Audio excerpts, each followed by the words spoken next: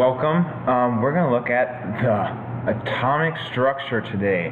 The atomic structure. So, like we were looking at last time, what makes up an atom? What are the parts of an atom? And what's really cool, you already know a ton about this because you did your atomic scientist research project and probably know almost all the basics about neutrons and protons and electrons. But just in case we're confused about a little bit of that stuff, we're going to go over a little bit, and I'll show you some cool tricks you can do with your new fancy periodic table. It's got a lot of cool stuff packed in there, and actually it's like a map. So there's a lot of information packed in a map, except you need to know how to decode it, or the key. What this symbol means. What is this? A mountain? Is this railroad? All that stuff. I'm going to tell you how to decode the periodic table today. So what all that cool stuff on there, those letters, those numbers, can tell you about those elements. I want to get started with this picture. This picture is of an atomic bomb, a nuclear bomb. And why is that interesting? Well, because everything we're going to learn about atoms went in to make this around the middle of the World War II. A huge project called the Manhattan Project was going on in the United States to develop one of these, an atomic bomb, before the Germans. Actually, the foundation of why the atomic bomb works is because there's so much energy stored in the nucleus of an atom. So much energy that's stored in the nucleus of an atom, and we're going to learn at the end of the semester how that translates into something like this or something more positive, like nuclear energy. Alright. So, looking at your note sheet, and I'll kind of follow along here with you, looking at Roman numeral 1, the atomic model we will use. So, the atomic model that we're going to talk about most in this class is the Bohr model of the atom. For this class, we will focus on understanding the Bohr model in terms of atomic structure. Like you researched, there's the Schrödinger model, the wave model, but 99.9% of the purposes in everyday life, the Bohr model works just fine. So if you want to go on and you take differential equations and maybe some quantum physics, and you want to come back and you want to talk to Mr. Bunch about what the heck the Schrödinger wave model of the atom is, go ahead, do that. I'd be happy to talk your ear off. But till that point, we're going to stick with the Bohr model. And here's a loopy illustration that we look at the Bohr model. Electrons move around in an orbit around the nucleus. The little electrons. Alright. So you've seen this before, the Bohr model of the atom. Look at letter B. The important features of this model are, we got protons in the middle, in the nucleus, they're positively charged. Got neutrons in the middle, the nucleus, they're neutrally charged. We got electrons orbiting around the nucleus in what we're going to call shells, or energy shells. So that's going to be number 4 under letter B. Shells, energy shells. That's the paths, the orbits that the electrons go around the nucleus. Alright. What do these particles consist of? Well, there's a proton, letter C on your sheet. Boom! A positively charged particle. That's why they've got these big pluses. Proton, positive. Perfect. Protons are positive, and they're found in the nucleus. There's two particles in the nucleus. One is a proton. And what's really important about protons is that the number of protons that's in any given element determines what element it is. So if we have like 1 proton, that's hydrogen. Any element that has 1 proton is going to be hydrogen all of the time. It's never going to be different. That's why this is awesome. 1 proton, it's hydrogen. 2 protons, helium. If it has 2 protons, it's not hydrogen, it's helium. As long as it has 2 protons, it's going to be helium. As soon as it has 3, it's going to be something different. The number of protons determines the element. So on your sheet, under letter C, this will be 1, this will be 2. Oh, we'll go back there. This will be 2, this will be 3. What else is in our nucleus? Well, we got our neutrons. Boom! Uncharged particles. Neutrons. Neutral. What does that mean? No charge. Man. They're found within an atom's nucleus, just like the protons. So in the nucleus, we got our protons or neutrons. Write this down for now. We'll talk about it in a few slides. The number of neutrons determines this word isotope. What? Just give me a sec. We'll get there. Hold your horses. Lastly, we got to talk about the, what is it? Electron. The electron. Boom. They are negatively charged. You know how I remember that? Electricity. If I'm going to get shocked by electricity, that hurts. That's going to be a negative experience. Negatively charged particles. They're located in those shells that surround an atom's nucleus. So, electrons. Number 1. Number 2. There's a 3 on your sheet. Let's just cross the 3 out. Not bad. Alright, so let's sum up what we know about the particles. Protons. They have a positive charge, a +1 charge.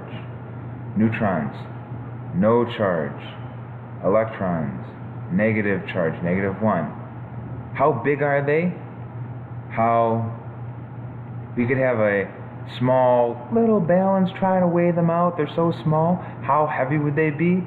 Well, protons and neutrons would weigh about the same if we put them on that scale. Electrons would weigh 0. What? 0? How can something weigh 0? Well, not really.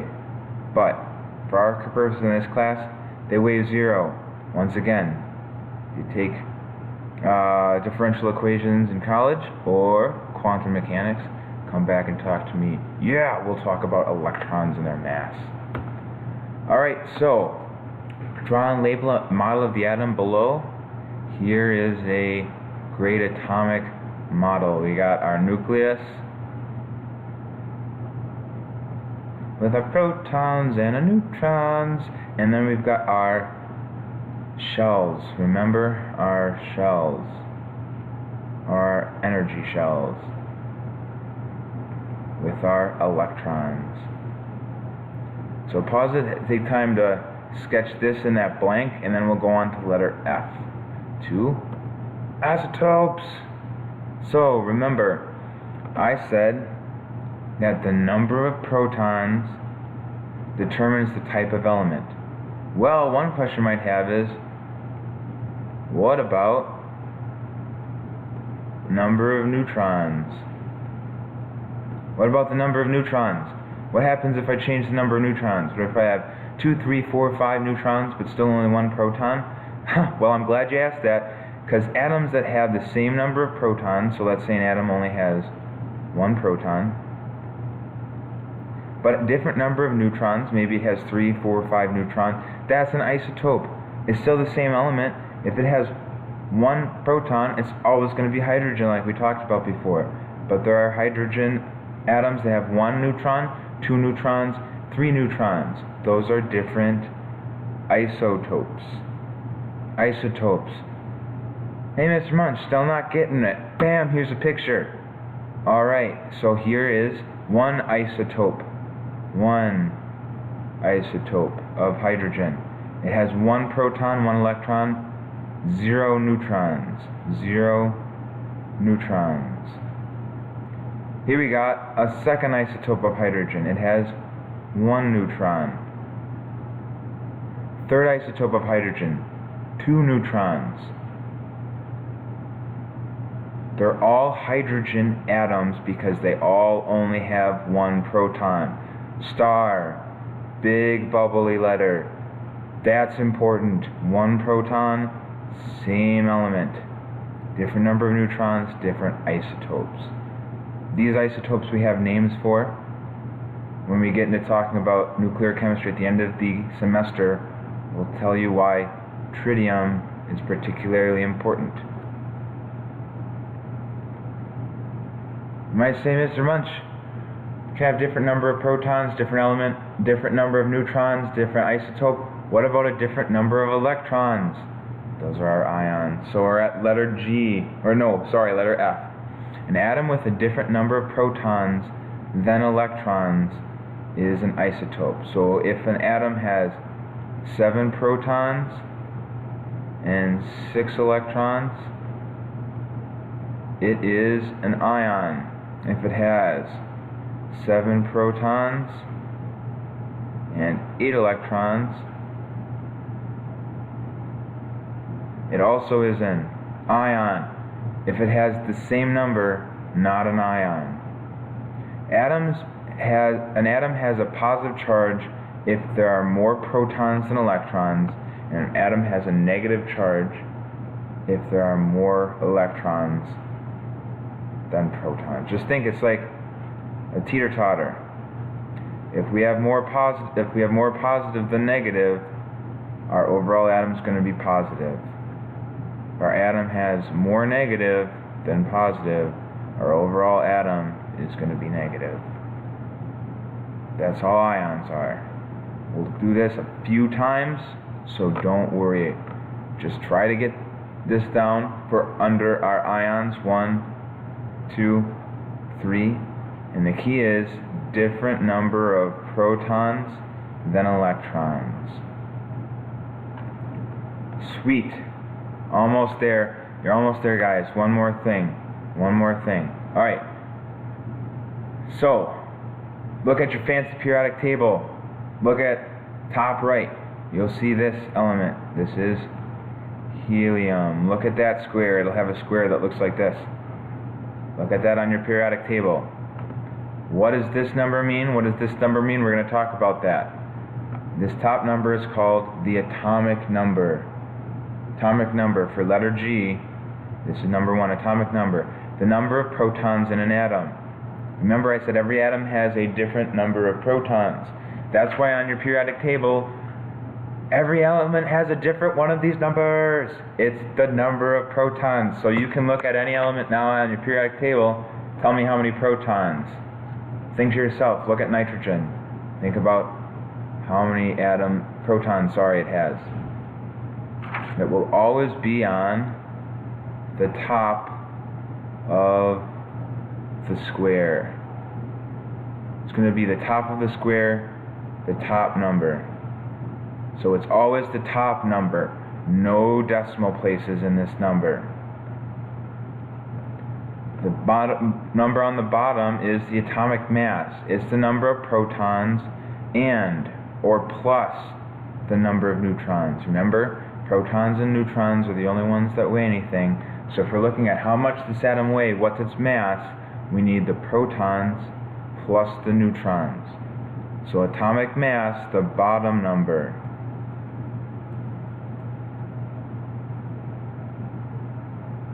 In the square, number of protons plus neutrons. This number, protons plus however many neutrons there are. So we can do quite a few things now with this information. And for a neutral atom, all of the atoms that are on your periodic table, so ones that are not ions, the protons equal the electrons. So the atomic number, the protons will equal the number of electrons. Protons equal number of electrons. All of the atoms that aren't isotopes. So let's see what we can do. Here's an example. How many protons does lithium have? Well, first, we're going to look at what is this number. This is our top number. Atomic number. That's our number. Protons. How many protons does lithium have? 3. We're just looking at that atomic number. How many electrons does lithium have? Remember, protons, number of protons equals the number of electrons. 3 protons, 3 electrons. How many neutrons does lithium have? Well, look, what is this? Mass number. That's number of protons plus number of neutrons. If we have the number of protons plus neutrons and the number of protons all by themselves, how are we going to get just neutrons? We're going to take our mass number, which is 7, and we're going to subtract our atomic number, which is 3. We're taking our protons plus neutrons and subtracting our protons, so we just have neutrons left over, so that'll give us 4 neutrons. And last, what element has 8 protons? Just look on your periodic table. Look on PT, the periodic table, for the one that has atomic number 8. The top number is number 8. That's going to be oxygen. Alright, hopefully this made sense. The Baggy Lab is going to have you practice doing this. Don't freak out. It might be a little challenging. Talk to your neighbor. Look at your notes that you just filled out. Look back at this video. Think, use the thing in between your left ear and your right ear. Alright? We can do this together. Try it out. Ask good questions. When Mrs. Klepper comes back, ask her some questions. When I open the door, ask me some questions. I'm right next door. But try your best. We can all do this. We're not going to leave anybody behind. Alright?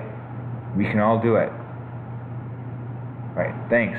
Have a good day and good luck. Physical science, BS.